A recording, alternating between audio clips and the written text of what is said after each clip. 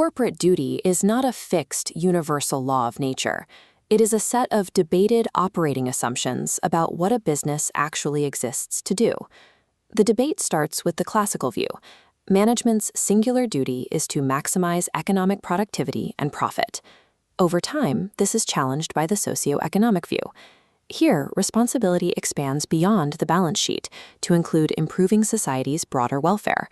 Organizations must balance external public expectations against their own internal economic realities. The choice between these two frameworks forms the foundational code of a company. It dictates every downstream action, from how global supply chains are structured to how individual managers behave behind closed doors.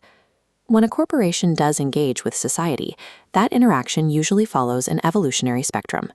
The baseline is social obligation, a business meeting minimum legal requirements and going no further. Next is social responsiveness. This is highly reactive. A firm engages in social actions because a popular need or market pressure demands it. At the highest tier sits true social responsibility. This is a proactive intention to do the right thing, actions taken specifically because they are good for society, regardless of what the law strictly requires. This evolution is heavily driven by modern capital markets, specifically through socially responsible investing, or SRI. SRI funds deploy a tactic called social screening. They systematically exclude industries involved in tobacco, weapons, or companies carrying poor environmental track records from their investment portfolios. Due to this capital pressure, social responsibility transitioned from an optional public relations exercise into a structural requirement for accessing global capital. When you translate these macro theories into tangible strategies, you get frameworks like green management, where managers actively consider their organization's impact on the natural environment and future sustainability. This chart maps the operational spectrum of environmental sensitivity, detailing the specific hierarchy of how organizations go green. At the lowest sensitivity level is the legal approach, or light green. Firms here simply obey existing environmental laws without volunteering further initiative. Moving up, the market approach responds to customer preferences for eco-friendly products, while the stakeholder approach expands to meet demands of employees, suppliers, and the community. At the apex is the activist approach, or dark green, where environmental preservation is a core priority. Where a company lands on this chart exposes its actual operating philosophy regarding its duty to the public. Macro strategies do not execute themselves. They rely entirely on the individual behaviors of the managers running the systems. We can map managerial ethics as a processing engine. An ethical dilemma enters as the input, passes through a central block of moderators, and results in either ethical or unethical behavior. The first internal moderator processing that dilemma is a manager's stage of moral development, which dictates exactly how they distinguish right from wrong. In the pre-conventional stage, choices are based entirely on personal consequences, avoiding punishment or seeking reward. In the conventional stage, ethical decisions are made to live up to the expectations of peers and society. The highest level is the principled stage, where individuals define moral values independently, regardless of group authority or societal pressure. Behavior is further modified by individual characteristics like ego strength, a psychological measure of the firmness of a person's convictions. An organization's ethical ceiling is rigidly capped by the individual moral development and ego strength of the managers it places in power. This brings us to a critical psychological trait, locus of control. This graphic illustrates the degree to which people believe they control their own fate. Managers with an internal locus believe they make things happen, attributing outcomes to their own actions.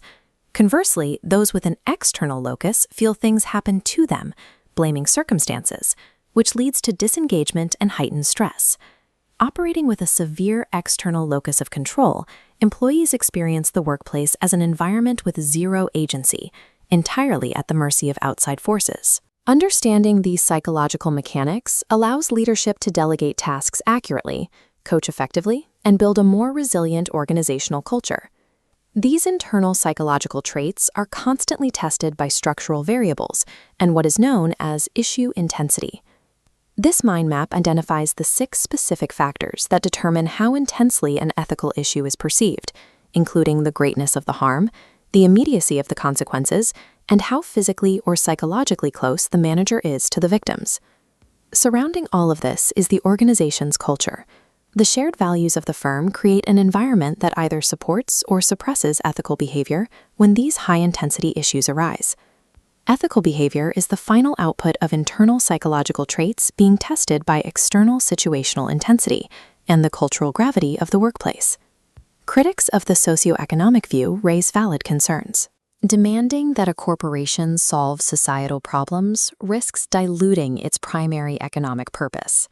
Looking at the arguments against social responsibility, critics highlight the violation of profit maximization, the heavy costs that someone ultimately has to pay, and the lack of direct lines of accountability for social actions. On the other side of the ledger, proponents point to the superiority of preventing social issues before they require costly cures, and the data showing that responsible companies secure stronger long-run stockholder interests. The core argument for involvement is equilibrium. Businesses wield immense power, and an equally large amount of responsibility is required to balance it. The risks of social involvement are real, but they are mitigated when an organization replaces abstract goodwill with heavily engineered ethical systems. System calibration starts at the hiring phase. Organizations must actively select employees by evaluating their level of moral development and identifying an internal locus of control. Next, a formal code of ethics is required. This document provides clear, explicit rules, like these prohibitions against unlawful payments and conflicts of interest, establishing exactly what the firm expects. A code requires enforcement. Employees need secure protective mechanisms to report ethical dilemmas without fear of reprimand or retaliation. Finally, corporate leadership must model these values. If management sets unrealistic goals and performance appraisals focus exclusively on economic ends, employees will quickly find unethical means to justify them. Long-term organizational sustainability is never an accident. It is achieved when a macro strategy of social responsibility is rigorously supported by the micro-level ethical calibration of its people.